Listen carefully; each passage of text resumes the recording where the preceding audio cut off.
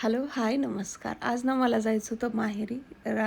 रात्रीची माझी ट्रॅव्हल्स होती. मी आणि श्रीयू जाणार होतो माझ्या माहेरी 4 ते 5 दिवसासाठी. तर घरी जे राहणार होते, जे म्हणजे देवांश आणि त्याचे पप्पा, तर घरी थोडीशी तयारी करून ठेवली मी. शेंगदाण्याची चटणी कुटून ठेवली, चिवडा वगैरे बनवायचा होता मला आणि आजच श्रीयूचं ना ॲन्युअल डे पण होतं. तर दुपारी आम्हाला म्हणजे त्याचा टायमिंग होता 2चा. आम्हाला घरून लगभग म्हणजे 1 वाजता तरी निघायचं होतं. पण एवढं सगळं करता करता थोडासा काय बराच उशीर झाला. देवांश सकाळीच तो स्कूलला गेलेला, त्याची एक्झाम चालू आहे. तर मग देवांश स्कूलला गेल्यानंतर लगेच लागली होती मी तयारी करून घ्यायला. शेंगदाण्याची चटणी बरीचशी थोडी मला सोबत पण घेऊन जायची होती, म्हणजे जे बनवलं त्यातलं थोडं थोडं. आणि शेंगदाण्याची चटणी पण बरीचशी बनवली मी, लगभग अर्धा किलो शेंगदाण्याची चटणी बनवली. आणि ते पोह्याचा चिवडा बनवला, पातेल्यातच बनवून घेतला कारण व्यवस्थितपणे खालीवर मिक्स करता येतो.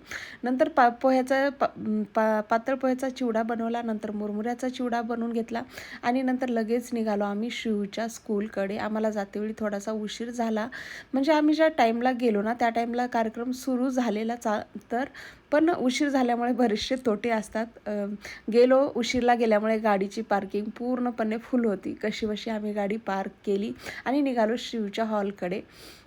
आम्ही हॉलला पण गेलो आणि म्हणजे लगभग कार्यक्रम 1-2 मिनटापूर्वी सुरू झालेला, पण हॉल ना पूर्णपणे फुल होता हॉल. जागा कुठेच आम्हाला भेटली नाही.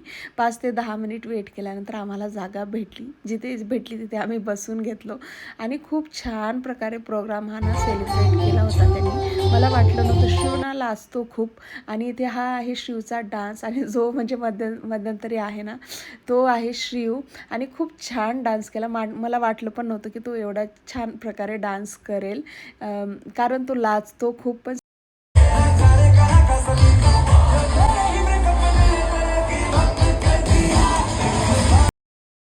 चला तर भेटते नवीन एका शॉर्टमध्ये. तोपर्यंत बाय.